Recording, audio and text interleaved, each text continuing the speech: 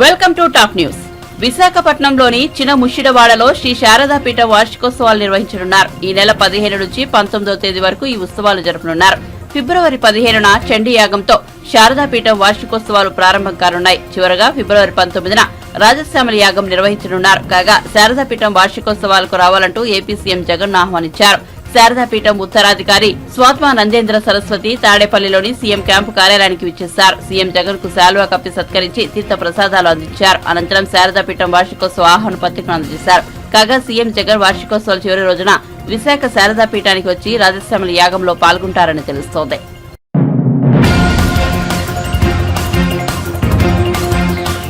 ఈ మధ్య కేసీఆర్ కుక్కలు ఎగిరెగిరి పడుతున్నాయని కాంగ్రెస్ పార్టీ సీనియర్ నేత అద్దంకి దయాకర్ తీవ్రస్థాయిలో విమర్శించారు. ముఖ్యమంత్రి రేవంత్ రెడ్డిపై బీఆర్ఎస్ నేత బాల్క సుమన్ తీవ్ర పదజాలంతో విమర్శలు చేయడం, కేసు నమోదు కావడంపై దయాకర్ స్పందించారు.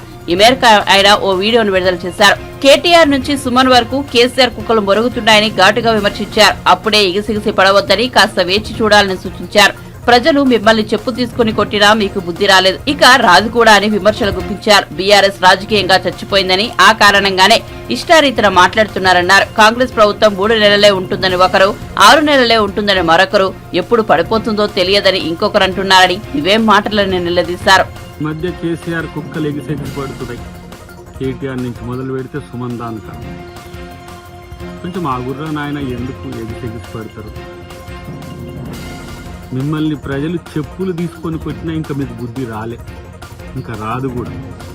ఎందుకంటే ప్రజల్ని దోచుకునే దొంగలకు పరిపాలన ఏంటి, దానికి సంబంధించిన అంశాల్లో ఏ విధంగా ముందుకు పోవాలనేది కనీస ధర్మం తెలియక మీరు ఇలా రాజకీయంగా చచ్చిపోయింది. ఇక అది పట్టలేక ఒకడేమో 3 నెలలు ఉంటుంది అంటాడు, ఒకడేమో 6 నెలలు ఉంటుంది అంటాడు, ఒకడేమో ఎప్పుడు పోద్దో తెలియదు అంటాడు.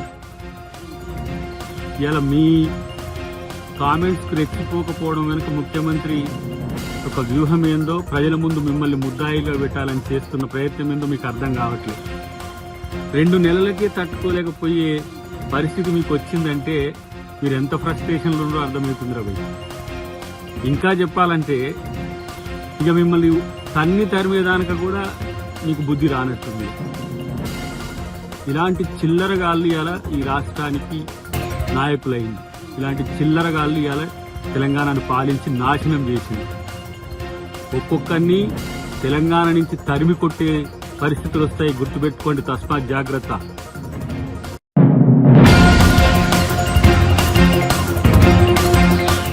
ముఖ్యమంత్రి రేవంత్ రెడ్డి పరిచిత వ్యాఖ్యలు చేశారంటూ బీఆర్ఎస్ నేత మాజీ ఎమ్మెల్యే బాల్క సుమన్ పై కేసు నమోదైంది. ముఖ్యమంత్రిని చెప్పుతో కొడతారంటూ ఆయన ఆగ్రహంతో ఊగిపోయిన వీడియో నెట్టింట వైరల్ గా మారింది. ఈ వీడియో వైరల్ కావడంతో కాంగ్రెస్ నేతలు మంచిర్యాల పోలీస్ స్టేషన్ లో ఫిర్యాదు చేశారు. దీంతో బాల్క సుమన్ పై 294B, 504, 506 సెక్షన్ల కింద పోలీసులు కేసు నమోదు చేశారు. కేసీఆర్ పై రేవంత్ రెడ్డి చేసిన వ్యాఖ్యలపై బాల్క సుమన్ ఆగ్రహం వ్యక్తం చేశారు. మంచిర్యాల బీఆర్ఎస్ కార్యకర్తల సమావేశంలో పాల్గొన్న పార్టీ నేత రేవంత్ రెడ్డిపై విమర్శలు గుప్పిస్తూ ఓ సమయంలో తన కాలికి ఉన్న చెప్పును తీసి చూపించారు. రేవంత్ రెడ్డి పెద్ద రండగాడు, కౌలేగాడు అంటూ దూషించారు. దీంతో కాంగ్రెస్ నాయకులు మంచిర్యాల పోలీసులకు ఫిర్యాదు చేశారు.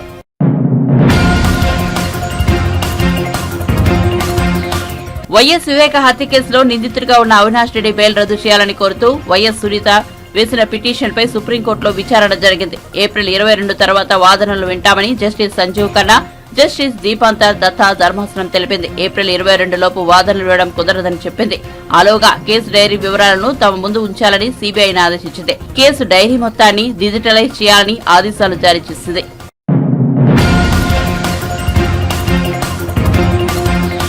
ఏపీ అసెంబ్లీ సమావేశాలు కొనసాగుతున్నాయి. అంతకుముందు టీడీపీ ఎమ్మెల్యేలు, ఎమ్మెల్సీలు ప్రకటనలు పట్టుకుని నడుచుకుంటూ అసెంబ్లీకి వెళ్లారు. బాయ్ బాయ్ జగన్ అంటూ నినాదాలు చేశారు. జాబ్ క్యాలెండర్, పోలవరం ప్రాజెక్టు పూర్తి ఎక్కడా అని ప్రశ్నించారు. ఈ సందర్భంగా పోలీసులు బ్యారికేడ్లు పెట్టి అడ్డుకున్నారు. దీంతో వారు బ్యారికేడ్లను తోసుకుంటూ ముందుకు సాగారు. ఈ సందర్భంగా బాలకృష్ణ మాట్లాడుతూ వైసీపీ పని అయిపోయిందని, ఆ పార్టీ నుంచి మాట్లాడేందుకు ప్రత్యేకంగా ఏమీ లేదని చెప్పారు. టీడీపీ ఎమ్మెల్యేలను చూసి జగన్ భయపడుతున్నారని, అందుకే పోలీసుల సాయంతో తమను అడ్డుకుంటున్నారని విమర్శించారు. అసెంబ్లీకి వచ్చే ఎమ్మెల్యేలు, ఎమ్మెల్సీలను అడ్డుకునే కొత్త సంప్రదాయానికి వైసీపీ ప్రభుత్వం శ్రీకారం చుట్టిందని దుయ్యబట్టారు.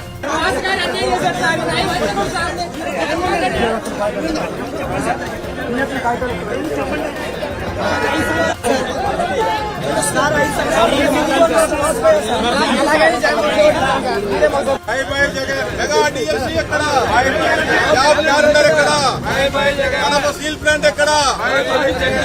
ప్రత్యేక హోదా ఎక్కడ? మద్యపాన నిషేధం ఎక్కడ?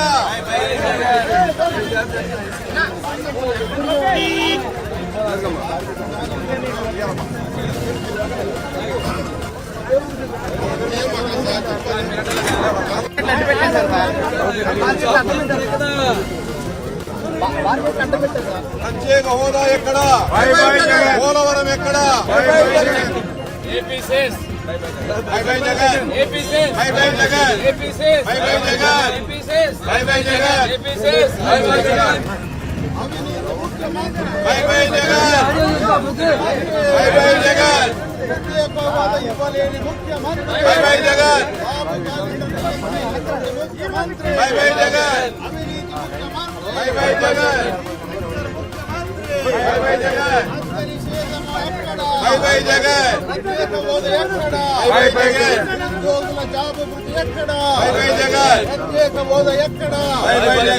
అవినీతి ముఖ్యమంత్రి, అవినీతి ముఖ్యమంత్రి.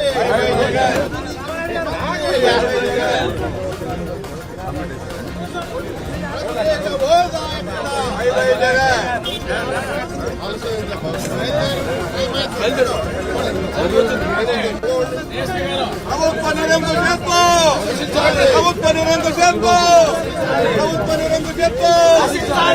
We want justice. We want justice. We want.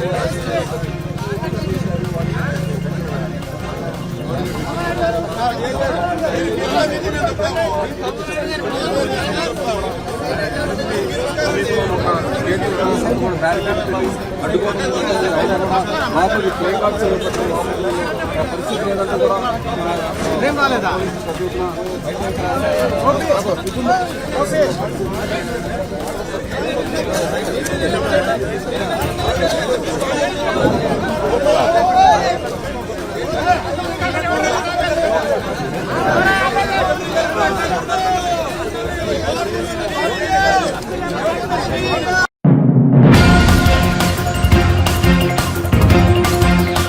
Mega DSC పేరుతో వైఎస్ఆర్సీపీ ప్రభుత్వం యువతను మోసం చేస్తోందని జనసేన పార్టీ రాష్ట్ర ప్రధాన కార్యదర్శి నాగబాబు ఆరోపించారు. రాష్ట్రంలో 25,000 నుంచి 30,000 వరకు ఉపాధ్యాయ పోస్టులు ఖాళీగా ఉంటే 6,100 పోస్టులు మాత్రమే భర్తీ చేస్తామని చెప్పడం దారుణమన్నారు. మంగళగిరిలోని జనసేన కేంద్ర కార్యాలయానికి వచ్చిన డిఎస్సీ అభ్యర్థులతో ఆయన మాట్లాడారు. జనసేన ఆఫీస్ దగ్గరికి డిఎస్సీ డిస్ట్రిక్ట్ సెలక్షన్ కమిటీ ఆ ఇష్యూ మీద చాలామంది యూత్ వచ్చారు. అది చాలా పెయిన్ఫుల్గా అనిపించింది. ఏంటంటే మన ఏపీ స్టేట్లో ప్రైమరీ స్కూల్ టీచర్స్ నుంచి హై స్కూల్ వరకు +1 +2 వరకు మనకున్నటువంటి ఖాళీలు 35,000. రేపు పొద్దున 1 year 2 years రిటైర్ అయిపోతే కూడా చాలామంది టీచర్లు దాదాపు 40,000 మందికి రీచ్ అవుతారు. రాజశేఖర రెడ్డి గారు వాడిన కాన్సెప్టే జగన్మోహన్ రెడ్డి గారు మెగా డిఎస్సీ రిలీజ్ చేస్తాం అంటే 30,000 పోస్టులకు టీచర్లు భర్తీ చేస్తాం అనేటువంటి మాట చెప్పారు. జరిగిపోయి ఇంచుమించు 5 సంవత్సరాలు పూర్తిగా వస్తున్న తరుణంలో మొన్న ఒక 6,000 మందిని అనౌన్స్ చేశారు. ఇది 6,000 అంటే 35,000 పోస్టులకు 6,000 మంది అనౌన్స్ చేశారు. వీళ్ళందరూ కూడా ఈ కుర్రవాళ్ళందరూ కూడా ఒక qualified TET teacher eligibility test pass అయిన వాళ్ళు ఇంచుమించు 10 లక్షల మంది ఉన్నారని వాళ్ళు చెప్తున్నారు. ఒక 50,000 లక్ష అటు ఇటు కూడా 10 లక్షల మంది ready to write the exam DSC exam రైట్గా రెడీ ఉన్నారు. అయితే ఇంచుమించు 5 ఏళ్ళ నుంచి వెయిట్ చేస్తున్నారు. వీళ్ళందరూ పిల్లలు కూడా రాసి రెడీ అయ్యి ఇంట్లో తల్లిదండ్రులకు భారం అవుతున్నాం అనే బాధ వాళ్ళలో అట్ ద సేమ్ టైం మేము ఇంకా మాకు జాబులు రావట్లేదని కళలు వదిలేసి వీళ్ళందరూ యంగ్స్టర్స్. బాధ అనిపించింది ఏంటంటే వీళ్ళందరూ కూడా మనస్ఫూర్తిగా ఇంచుమించు వీళ్ళలో ఈ డిఎస్సి అనే ఆశ చూపించినందుకు జగన్మోహన్ రెడ్డి ఇంచుమించు ఒక 7-8 లక్షలు ఆ రోజుల్లో 6 లక్షల మంది ఉన్నారు. 6 లక్షల మంది ఇంచుమించు 5 లక్షల మంది పైగా చాలా మా లైఫ్లు మారిపోతాయి, మా జీవితాలు మారిపోతాయి అనే దీంట్లో వైసీపీని గెలిపించారు. ఇవాళ గెలిపించిన వాళ్ళని ఉపయోగపడాలి. ఎవరికి ఉపయోగపడే ప్రభుత్వం ఎందుకని వయసు అయిపోతుంది, ఇంకా తల్లిదండ్రులు భారంగా అయిపోతున్నారు అనే బాధ యూత్లో ఎంత ఉంది. సో నాకేమంటే 35,000 పోస్టుల్లో నువ్వు 6,000 పోస్టులు అనౌన్స్ చేసి 1,600 కర్నూలుకి ఇచ్చి మిగతా అన్నీ ఇచ్చారు. అది కూడా 8,000 మొత్తం 8,000 మంది ఇచ్చారు. 6,100లో 1,600 కర్నూలుకి ఇచ్చారు, మిగతా ఏదో కొంత సర్దారు. సో అది ఎంతమందికి ఇస్తారు? ఈ వెయిటింగ్ ఏమో 35,000 పోస్టులు ఉన్నాయి, 10 లక్షల మంది రాయటం రెడీ ఉన్నారు, మీరు 6,000 మందికి ఇచ్చారు. 6,000 మందిని ఎప్పుడు ఇస్తారు, ఏం చేస్తారు? డెఫినెట్గా ఇది మేము ఎంతవరకు చేయగలుగుతాం అంతవరకు చేస్తాం. జనసేన టీడీపీ అయ్యిస్తాం, మేము ఎంతవరకు చేయాలో మనస్ఫూర్తిగా చేస్తాం. 10 లక్షల మంది మేము చూడాలి. 10 లక్షల మంది వెనకాల ఉన్నటువంటి ఓ కుటుంబాన్ని చూస్తాం, 10 లక్షల కుటుంబాలు. అందులో కనీసం 35,000 కుటుంబాలు బాగుపడతాయి, మిగతా వాళ్ళకి క్వాలిఫై కాకపోవచ్చు. ఈ కుర్రలందరూ ఏం చేస్తున్నారు? గత 5 సంవత్సరాల నుంచి వస్తుంది జాబ్ అని చెప్పి చేసి మరి బతుకు తెరువు కోసం వీళ్ళు కూలి పనులకు వెళ్ళటం, లేకపోతే ఇంకేదన్నా వరి కోతలకు వెళ్ళటం, విద్య బోధించడానికి ముందుకు వచ్చినటువంటి యంగ్ టీచర్స్ వీళ్ళు అక్కడికి రిస్ట్రిక్ట్ అయిపోతే యూత్కి ఎవరు జ్ఞానం బోధిస్తున్నారు, ఎవరు చదువు చెప్తారు? సో ఇదంతా మాకు చాలా డిస్టర్బ్గా అనిపించింది. బయటకు వచ్చినప్పుడు వాళ్ళందరినీ చూసి నాకు బాధ అనిపించింది. డెఫినెట్గా బాబు మీ యొక్క అప్పీల్ని కానీ దేనైనా సరే నేను ప్రెసిడెంట్ గారి తీసుకెళ్తాను, అలయన్స్ ప్రభుత్వం దగ్గర తీసుకెళ్తాను. డెఫినెట్గా రాబోయే జనసేన ప్రభుత్వంలో మా వరకు మీకు ఎంతవరకు న్యాయం చేయగలం అంతవరకు న్యాయం చేస్తాం. మేమేంటంటే మీ మీ ఎవరైతే 10 లక్షల మంది ఉన్నారో క్వాలిఫై అయిన వాళ్ళు, మేము మిమ్మల్ని ఓటర్గా చూస్తాం, మనుషులుగా చూస్తాం. So you try to understand what is our perception towards people. మనుషులుగా మేము ఎంత గౌరవంతో తెలుసుకోండి. సో మీరేం చేస్తారు అనేది మీ వ్యక్తిగత ఇష్టం. బట్ జనసేన టీడీపీ అలయన్స్ ప్రభుత్వం వచ్చింది డెఫినెట్గా దీన్ని అడ్రస్ చేయాలని చెప్పి నేను గట్టిగా నేను పోరాడతాను. లేకపోతే మీ తరఫున నేను పవన్ కళ్యాణ్ గారు చాలా పెద్ద మనసు ఉన్న వ్యక్తి, ఆయన మిమ్మల్ని అర్థం చేసుకొని నేను కోఆపరేట్ చేస్తాను. ఓకేనా? థ్యాంక్ యూ బాబు.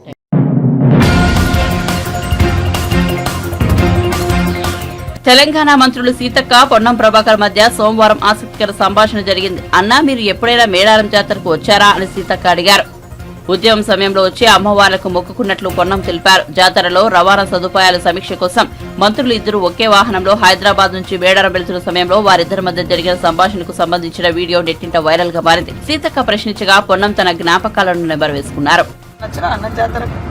చాలాసార్లు వచ్చినా అంటే చిన్నప్పటి పెద్ద జ్ఞాపకం ఎక్కువ లేదు, కానీ ఎంపీ అయినాక తెలంగాణ ఏర్పాటు కావాలని మొక్కి 2013లో అప్పుడు అనేక సార్లు వచ్చినా ఒక మాట అవుతున్నది. 2014లో తెలంగాణ బిల్ ఫిబ్రవరి 13 రోజు పార్లమెంట్ ఇంట్రడ్యూస్ అయ్యే రోజే సేమ్ డే వనం నుంచి దేవతలు కిందికి మన గద్దెల కాడికి వచ్చారు అనేది లెక్క కరెక్టేదా?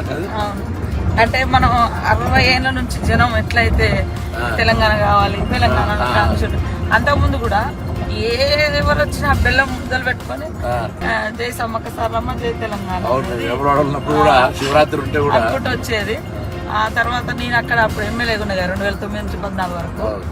ఆ రోజు మేము ఆడ మీడియా పాయింట్ ఉంటుంది, నాకు మంచి అంటారు. నాకు మంచి అంటే అది సెక్యూరిటీ. ఒకప్పుడు యుద్ధం అప్పుడు సమ్మక్క సారలమ్మ కాకతీయులకు వ్యతిరేకంగా పోరాటం చేసేటప్పుడు వాళ్ళ సైన్యాలు ఎక్కడి నుంచి వస్తున్నాయని వీళ్ళు ఒక మంచలాగా హైట్ వేసుకొని, అది ఇప్పుడు మనము ఒక పోలీస్ చెక్ పోస్ట్ లాగా ఇప్పుడు లాస్ట్ కు మీడియా పాయింట్ అయిపోయింది. ఆడ ఉండగానే సాయంత్రం ఒక రిపోర్టర్ వచ్చి, మేడం ఈరోజు పార్లమెంట్ లోకి బిల్లు వచ్చింది, తెలంగాణ బిల్లు వచ్చింది, కానీ గొడవలు అయినాయి. ఎందుకంటే మేము ఆ జాతరలో ఉన్నాం కదా. అదే రోజు స్పీకర్ గడ్డం నిలుస్తున్నాం, మేము బిల్లు పెడుతున్నంటే మొత్తం రాజగోపాల్ ముందు నుంచే బిల్లు పెట్టనీయమంటుండే. ఎట్లా పెట్టనీయరు ఏందనే దాని మీద మేము మొత్తం ఎంపీలు అందరం స్పీకర్ కు హోమ్ మినిస్టర్ అడ్డం నీళ్ళు ఉంటాం కదా, పెప్పర్ స్ప్రే కొట్టింది. అందుకే ఆ రోజే అమ్మవారు వచ్చి మాకు, ఎందుకంటే తల్లి అమ్మవారిని విశ్వాసం బాగా కూడా అమ్మవార్లను మొక్కుడు మనకు జనరల్ గ్రామ దేవతలు వీకర్ సెక్షన్ కాబట్టి బాగా ఎక్కువ విశ్వాసం కదా. సో అదే రోజు నాకు తెలుసు పెప్పర్ స్ప్రే కొట్టడం మనం బచాయించడం అనుకుంటున్నాం. మేమంతా బచాయించడం బిల్ ఇంట్రడ్యూస్ అయింది ఆ రోజు, అది చరిత్ర. అమ్మలు కూడా మాకు కూడా చాలా అంటే ఆ బిడ్డలుగా తర్వాత ఆ ప్రాంతం గారే మన దేవుడి మొక్కు చాలా మంది మొక్కుకున్నారు. ఆ మొక్కును ఈ దేవతలు జనంలోకి వస్తూ వస్తూ అజ్ఞాతంలో ఉన్న 60 ఏళ్ల బిల్లును పార్లమెంట్ లో ప్రపంచం ముందు పెట్టారు. అక్కడున్న తల్లి సోనియమ్మ కూడా వాళ్ళిద్దరు కూడా ఉండే సరిగ్గా సుష్మా సుష్మా స్వరాజ్ గారు కూడా దాని పాపం దేని ఆమె కాదు. కూడా అవును. చేసింది. వాళ్ళిద్దరు మన మీరా కుమార్ గారు, సోనియమ్మ, సుష్మా స్వరాజ్. అట్లా చాలా చాలా అంటే మహిమలు ఉన్నది అనడానికి అదొక నమ్మకం. చాలా మంది ఇంతమంది ఆఫీసర్లు అక్కడ పనిచేస్తారు కదా, ఎవ్వరికేం కదా, అందరు మంచిగా అంటే సంతోషంగా మళ్ళీ అందరు ప్రమోషన్లతోటి ఆనవాయితీగానే వస్తున్నది. ఇన్ని లక్షల మంది ఒక దగ్గర వచ్చి ఉండడం, ఆ 3 రోజులల్లా ఇంత బ్రహ్మాండంగా ఉండడం నిజంగా ఒక భగవత్ సంకల్పం. ఎన్ని లక్షల మంది వచ్చి ఇంత జరిగినా ఎటువంటి ఇబ్బంది లేకుండా, పెద్ద అంటే తప్పు జరిగిందనో లేదా అటువంటి ఏం లేకుండా పోతుంటుంది కదా. చాలా చాలా అమ్మవారి దయ తప్ప అది ఎవరో మనందరం గొప్ప ఏర్పాట్లు ఇవన్నీ వేస్ట్ ఇవన్నీ అంత. అందుకే ఇప్పుడు ఇలా కొత్తగా మేము మన ప్రభుత్వం రేవంత్ రెడ్డి గారు ముఖ్యమంత్రి అయినాక మన అందరం కూడా మన 6 గ్యారెంటీలలో మహిళలకు బస్ ఫ్రీ ఇచ్చినాక నేను కొంచెం భయపడ్డా. ఇంతమంది ఇప్పుడు రోజు 30 జరిగింది అనుకుంటూ 14 కోట్లు దాటిపోయింది. అలా రోజు సంఖ్య మహిళలు పెరుగుతూ ఉంది. అయితే ఈ సమ్మక్క సారక్క చేస్తే బస్సులు మేనేజ్మెంట్ అయిద్దా కదా భయపడి మీటింగ్ రోజు కూడా ఏం చెప్పినా చూడు, దేవాలయం కార్యక్రమాలు నిర్వహించేది ఒకరైతే, మర్చిపోయేటోళ్ళు జనాభా సంబంధించి ఒకరైతే, బస్సుల నిర్వాహకులు ఒక స్పెషల్ ఆఫీసర్లు పెట్టి క్రౌడ్ మేనేజ్మెంట్ చేయకపోతే ఇబ్బంది అవుతుంది. ఒక్క బస్సు ఎక్కడైనా ఇబ్బంది టైర్ వాళ్ళకి ఇప్పుడు అదంతా నేచర్ గా టైర్ కి అయింది అనుకో, బస్సు అయిపోయింది మొత్తం ఎంత కిలోమీటర్ ట్రాఫిక్ అవుతుంది. మధ్య మధ్యలో ట్రైన్లు పెట్టడము ఇటువంటి వ్యవహారం చేయకపోతే నడుతుందని మనం ఎలా జరుగుతుంది. మీరైతే ఫస్ట్ మీ శాఖ నుంచి మహిళలకు బస్ ఫ్రీయే కాకుండా ఇప్పుడు జాతరకు కూడా నాకు డౌట్ ఉండే, అసలు మరి ఇస్తారా ఇయ్యరా ఎందుకంటే క్రౌడ్ ఎక్కువ ఉంటుంది, మేనేజ్ చేయడం కూడా కష్టమే. బస్సులు కూడా మనకు సరేరా అంత గతంలో చూస్తే ఆ బస్సులను పట్టించుకునేది లేదు, రిపేర్లు లేవు, అన్ని ఆగమాగా ఉన్నాయి. ఆర్టీసీ కొద్దిగా సరే payment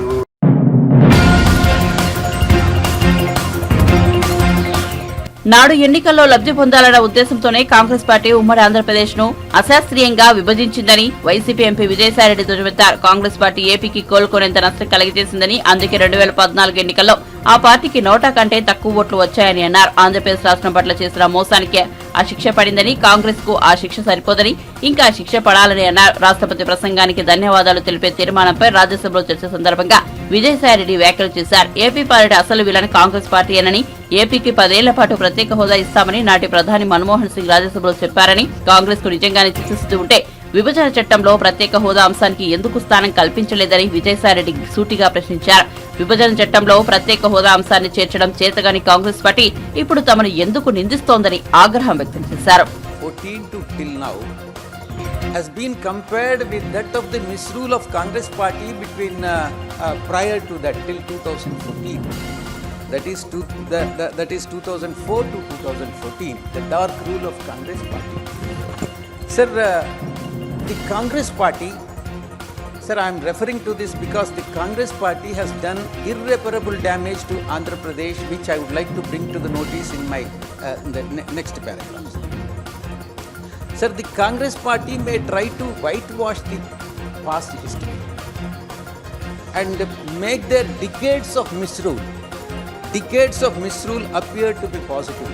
But people of this country will never forgive the Congress party and its misrule and its cheap and dirty tactics and politics, particularly in Indian National Congress. Sir, the Andhra Pradesh is the biggest victim of the misrule of the Congress party. They have subjected Andhra Pradesh to the violent and unscientific bifurcation that has ruined the socio-economic fabric of the state, which can never be forgotten, which can never be forgiven.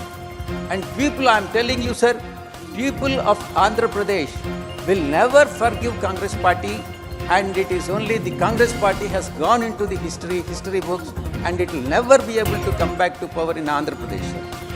Sir, the Andhra Pradesh Reorganization Act, I would like to make a mention here, sir, about how the AP Reorganization Act. My friend Jairam Ramesh is not there, unfortunately, but he is supposed to be the author of the Andhra Pradesh Reorganization Act. Please. Reorganization Dr. bill, Amantaya, let sir, him speak. Reorganization bill was listed for consideration and passing in Lok Sabha on 18th February 2014. Madam, please note down the dates. Sir, during the discussion, in Lok Sabha, many MPs from Andhra Pradesh, including Congress MPs, have raised the voices of concern on three major issues. One is water sharing, second is electricity sharing, and third is revenue distribution, and fourth was the capital. These four issues have never been addressed by the Congress party, and the bill has been passed amid it. Sir,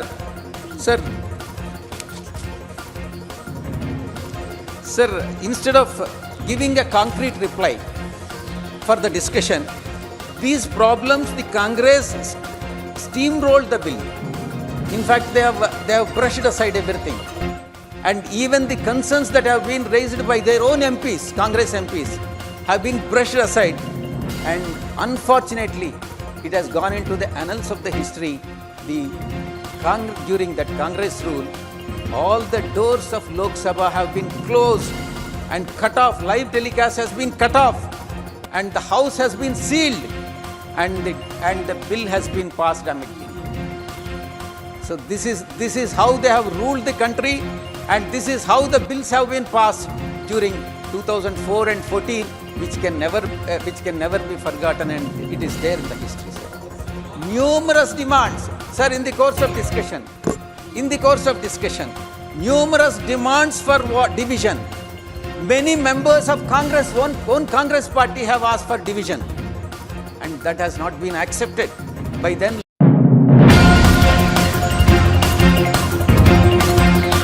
ముఖ్యమంత్రి రేవంత్ రెడ్డి నిర్వహించిన press meet లో తమ party అధినేత కేసీఆర్ పై వ్యక్తిగత దూషణలకు దిగారని, CM స్థాయిలో ఉండి ఇలా మాట్లాడడం ఏమిటని బీఆర్ఎస్ సీనియర్ నేత సిద్దిపేట ఎమ్మెల్యే హరీష్ రావు మండిపడ్డారు. తెలంగాణ భవన్లో నిర్వహించిన మీడియా సమావేశంలో ఆయన మాట్లాడుతూ, ముఖ్యమంత్రి రేవంత్ రెడ్డి మీడియా సమావేశంలో మితిమీరిన అహంకారం, అబద్దాలు, అర్ధసత్యాలు, సంస్కారం లేని భాష, వికారమైన ధోరణి, వితండవాదం ఇవి తప్ప ఏమీ కనిపించలేదన్నారు. ఒక రాష్ట్ర ముఖ్యమంత్రిగా ఉన్న రేవంత్ రెడ్డి ఇలా మాట్లాడడం ఏమిటి అని అందరూ ఆశ్చర్యపోయారన్నారు.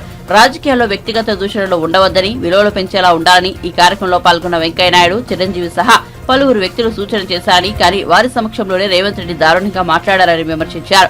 తెలంగాణ సాధించిన తెలంగాణ తొలి ముఖ్యమంత్రి కేసీఆర్ పై వ్యక్తిగత దూషణలకు దిగారన్నారు. నీ పరిస్థితి ఎట్లుందంటే చోరు ఉల్టా కోత్వాల్కు డాంటే అన్నట్టు దొంగతనం చేసిన దొంగనే దొంగ అని గట్టి గట్టిందట. నీ తీరు గట్టి ఉన్నది.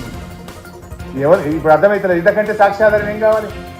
జీవో ఎప్పుడు వచ్చింది, మేము రాజీనామాలు ఎప్పుడు చేసాము, అసెంబ్లీలో కొట్లాడింది ఎవరు, ఇంతకంటే సాక్ష్యాధారాలు ఏం చూపించాలి? అంటే నువ్వు ఈ రకంగా ఇలా ఒక తప్పుదో పట్టించే విధంగా అర్ధ సత్యాలను, అబద్ధాలను ఒక ముఖ్యమంత్రి అయి ఉండి సచివాలయం నుంచి మాట్లాడటం తగునా అని చెప్పి నేను అడుగుతాను. ఇక మూడో విషయం, సాక్షి దినపత్రిక. అందరికీ న్యాయం చేస్తాను. సాక్షి, అది రీడ్ అవుతుంది. ఇందులో సాక్షి దినపత్రికలో ఈరోజు గత ఏడాది మే 19న జరిగిన కృష్ణా బోర్డు 17వ సమావేశంలో ప్రాజెక్టులు అప్పజెప్పేందుకు ఒప్పుకుంటూ కేసీఆర్ స్వయంగా సంతకాలు చేశాడు. ఇప్పుడే చదివాను 17వ బోర్డు మీటింగ్ మీకు. 17th బోర్డు మీటింగ్ బయట. ఇందులో సరే మొదలేమో అప్పజెప్పడానికి నిర్ణయం అయింది, దాని మీద కేసీఆర్ సంతకం పెట్టిండు అన్నారు. సరే, ఇందాక నేను చదివిన అప్పజెప్పడానికి నిర్ణయం కాలేదు. అప్పజెప్పకుండా తెలంగాణ నుంచి ఆ రోజు హాజరైనటువంటి స్పెషల్ చీఫ్ సెక్రటరీ గారు పేరా నంబర్ 17.11లో ఏం చెప్పారో చెప్పాను. నేను మళ్ళీ చదువుతాను. To this special chief secretary I and CAD government of Telangana stated that they do not agree for transfer of the components of Srisailam and Nagarjuna Sagar and stressed that the matter may be referred to the Apex Council to discuss common assets and the review of Gazette Notification 2842. First of all, అప్పచెప్పలేదు. ఆయన ఇంకో అబద్ధం ఏం మాట్లాడిండు? కేసీఆర్ స్వయంగా సంతకం పెట్టి. ఈ మినిట్స్లో ఎవరెవరు మీటింగ్ అటెండ్ అయిందో కూడా ఉంటుంది బై సార్, లాస్ట్ పేజ్. ఇందులో పేజ్ నంబర్ 21. ఇది list of the participants of the 17th meeting of Krishna river management board held on 10th May 2023. ఇందులో ఎవరు అటెండ్ అయ్యారు? KRMB కేలి Nandakumar chairman, Raipur member secretary, ఇట్లా ఒక 29 మంది కేఆర్ఎంబి పేర్లు. Government of Andhra Pradesh Sasibhushan IAS, Narayana Reddy 12 పేర్లు ఇంజనీర్లు అయ్యారు. Government of Telangana doctor Rajat Kumar IAS special chief secretary, C Muralidhar ENC, Mohan Kumar chief engineer, ఇట్లా 29 మంది తెలంగాణకి వెళ్ళి ఎవరెవరు పాల్గొన్నారో ఇంట్లో ఉంటారు. కేసీఆర్ మీటింగ్కే పోలే. మీటింగ్లు ఎవరు పాల్గొన్నారో ఇందులో ఉన్నది. ఈ ముఖ్యమంత్రి కేసీఆర్ సంతకం పెట్టిన పచ్చబద్దాలు మాట్లాడితే ఇంతకంటే జూటాకోరు ముఖ్యమంత్రి ఇంకోళ్ళు ఉంటారా? అబద్ధాలు ఆడడానికి కూడా హద్దు పద్దు ఉంటుందండి. ఇట్లా అబద్ధాలు ఆడండి. మీటింగ్లు ఎవరు పాల్గొన్నారో ఉన్నారు కదా. ఆయన గారు అంటాడు కేసీఆర్ సంతకం పెట్టిండు అంటాడు. ఇది సాక్షి దినపత్రికలో వచ్చిన దాని మీద మీకు చెప్పే ప్రయత్నం చేస్తాను. ఇక వెలుగు దినపత్రిక, ఇందులో విభజన చట్టంలో తెలంగాణ ప్రాజెక్టును కేంద్రానికి అప్పగించాలని ప్రతిపాదిస్తే నాడు ఎంపీగా ఉన్న కేసీఆర్ కేశవరావు గారు అడ్డుకోవాల్సింది పోయి చట్టాన్ని ఆమోదించేలా ఓటేశారు. 2.9లో చెప్తా. అసలు విభజన బిల్లు రూపొందించింది ఎవరు పైసా? ఆనాడు అధికారంలో ఉన్న కాంగ్రెస్ పార్టీ.